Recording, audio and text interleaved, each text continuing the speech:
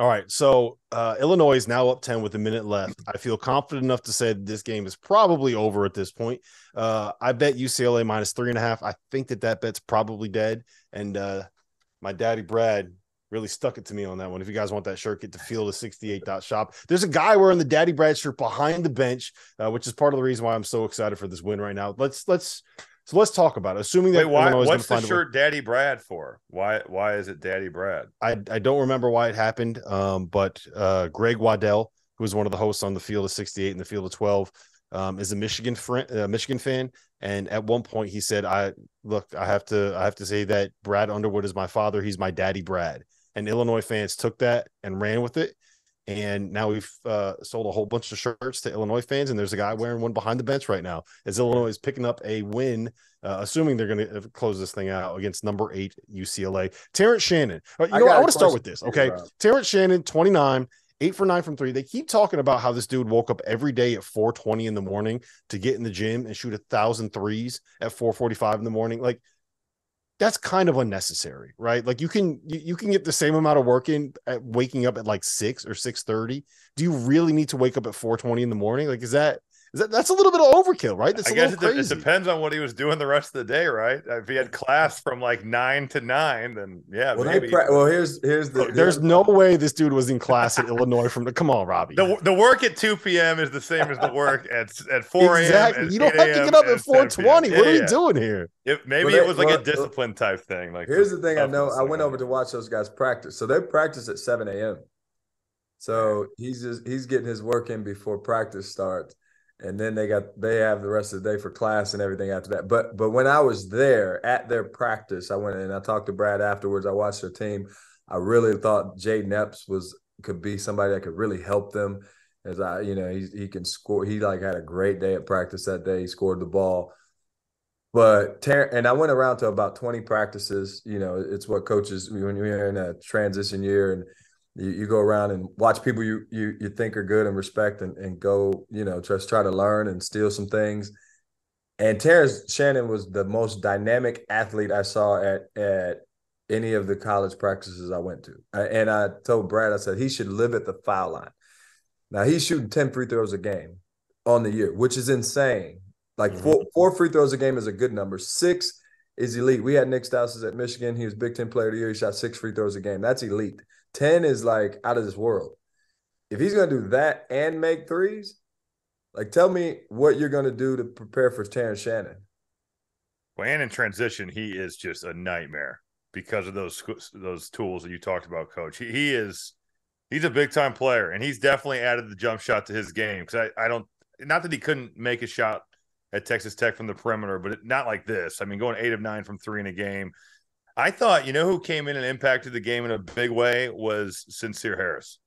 When they went on that little run of pressing and all of a sudden UCLA looked like a 4th grade team breaking the press, he was out there. He was dogging the ball handler, and that changed the game. The second that UCLA got a little bit casual with that, it's like the Illinois pressure just had worn them down so much to the point where it just opened the floodgates. And after that, it was never the same. I'm really impressed with the way that Illinois hung in there, because they really struggled into the first half, but their pressure wore UCLA down. And I'm honestly really surprised, considering that Tiger Campbell is the head of the snake there breaking that press. Illinois is going to pull this thing out with turning the ball over 21 times themselves, which is normally if you turn it over 21 times, you're not winning. Yes. They turned it over 21 times and they gave up 17 offensive rebounds, and they're going to beat the number 8 team in the country by 9 points. That is and UCLA shot 41% from 3. Yeah, that's not something that you see every day, and I think it's a testament to what one, Terrence Shannon's performance, and 2, what this team can be. I said all summer long that I thought that of all the teams in the Big Ten, Illinois had the highest ceiling, right? When they are at their best, Robbie, I don't know if there's a team that is better than them when they're at their best. My issue is you never know when they're going to be at their best. Matthew Meyer was famously inconsistent at Baylor, right? Coleman Hawkins, you are on record saying that he's only good against directional schools. He came in averaging, I think, a double-double. He had 5 points, 5 boards. He actually had 7 assists. He did some really good things, while also doing some things that make you just shake your head. He has a lot of ability. I've never doubted that. I just think that sometimes he doesn't put it all together. Matt Meyer tonight, 11 points, 4 rebounds, 5 assists. You will take that every night and sign up for it because he has been about as inconsistent as you could see him being coming into this season. They're deep. Their pressure can be a killer. It can wear you down. I think Terrence Shannon is going to be one of the best players in the Big Ten this year. Think about how little we've talked about RJ Melendez. Mm-hmm. I mean, he's like right now their 5th or 6th guy, which is crazy considering I think his ability level. But these young guards, Jaden Epps can really, really score. Sky Clark did some really good things. Yeah, totally. I just their roster. I agree with you. I think Indiana's experience makes me say that they are the best team right now. But if you're talking about ceiling, Illinois has got to be right there at the top of the Big Ten. Yeah. Well, here's the question, Rob, I got for you is like,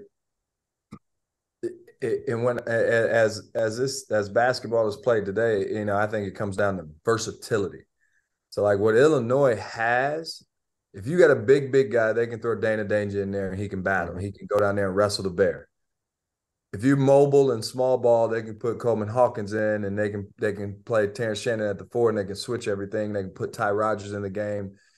If you got small quick guards, like their freshman guards are going to get better. I just think they have a defensive versatility that a lot of other teams might not have. Like if you can only play one way, that limits your ceiling, if that makes sense. No, it does. And I think that was the issue with Illinois when they had Kofi, right? They had no option to go away from him. And part of it was because you're looking at a guy that was one of like the 5 best players in college basketball. He averaged 21 and 10, right? So it's not like he was a bad basketball player. But when you have to have him on the floor, it means that teams in the tournament can do things like what Cameron Crutwood did, right? They pull him away from the basket and make him have to defend in space. And that was not Kofi Coburn's strength, because if it was, he wouldn't have lasted more than a year. Rob, before we move on, do you know what Dane Danger is on the season from the field? Yeah, he's what is he shooting, like 79%? I don't know the percentage. I don't know the percentage, but he is 30 of 35 from the field. Pretty good. He's shooting like 85%. Maybe ridiculous. Higher. It might be higher than that, actually. Is that including 6 for 6 tonight? Yes, that's counting the 6 for 6 tonight. 30 of 35. He can move. Did you know he's shooting like 85%? No, he was kind of handling it tonight too. He's the dancing bear. It, yeah, no doubt. The dancing bear. The other team, like I went and watched Michigan State practice. Like they have the same thing. Like they can play Joey Hauser at the 5, but which kind of changes things up for him. Like it's not always going to be Matty. I went to Purdue. Like they can go small and play Mason Gillis and Caleb First, the 4 and the 5, or they can be huge with Edie. Like I think that presents, and so I don't know. Indiana is like Trace is extremely versatile, like and they can go a little bit smaller. I don't know if they have it in the same manner as Illinois, but I do think they're a tough matchup. So here's a question I have for you guys, right? I think after watching that game, that I can feel comfortable saying that Illinois is going to be, at the bare minimum, a good defensive team, right? Seeing what they can do when they throw on that press, seeing the way that they flustered a guy that I think we all agree is one of the best point guards and one of the calmest and most savvy point guards in the country in Tiger Campbell, seeing the way that they can switch. I feel comfortable saying they're going to be a good defensive team that has the chance to be really, really good. They have some guys coming in that weren't necessarily considered great defenders, right? Like I don't think anyone ever looked at Sky Clark and said that guy is going to be a ball hawk defensively, right? Matthew Meyer, part of the reason he's not at Baylor is because defense was optional at times when he was on the floor, right? I don't know if Coleman Hawkins was ever a guy that was really at the level that you thought he should be given his physical tools defensively. So my question, Laval, when you have a group of guys that maybe weren't great individual defenders, how hard is it to get them to kind of come together and then all of a sudden to become this unit that, I mean, it worked. It worked defensively tonight, right? Have you ever been to a Brad Underwood practice? I have not, but I can imagine what it's like. Robbie's been. I experienced it. I mean, I don't think there's going to be an option in terms of effort. Defend or don't play. And so they, Matt Myers and there's a little bit of culture shock there. It's just different than playing for Scott Drew.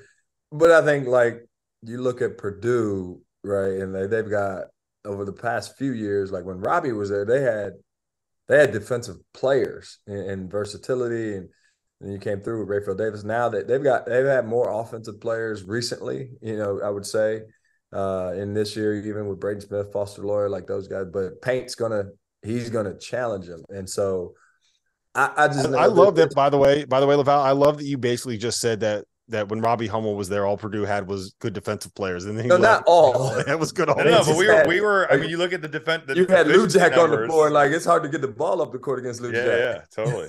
We were much better defensively than when we were offensively. And now Payne, I think they practice offense a heck of a lot more than now. Maybe not this year, but last year. And it's hard to score. It's hard to score. Like, you don't want to be the team that can't score. I live that as, like, if you can't score points, it makes life difficult. We were talking about Virginia earlier, right? Like, so they're gonna, and those guys are gonna get in line, or they probably won't play for Coach Underwood. And they got enough depth where, and that's the real key, is if you have enough depth, you can hold everybody accountable to the standard. Right. And when you get stuck is when you don't have depth, and you're playing guys, even though they're not performing the way you need them to perform on that end of the court. Well, on top of that, too, Coach, before you go, Rob, I mean, Matt Meyer and Coleman Hawkins have every physical tool to be a good defensive player.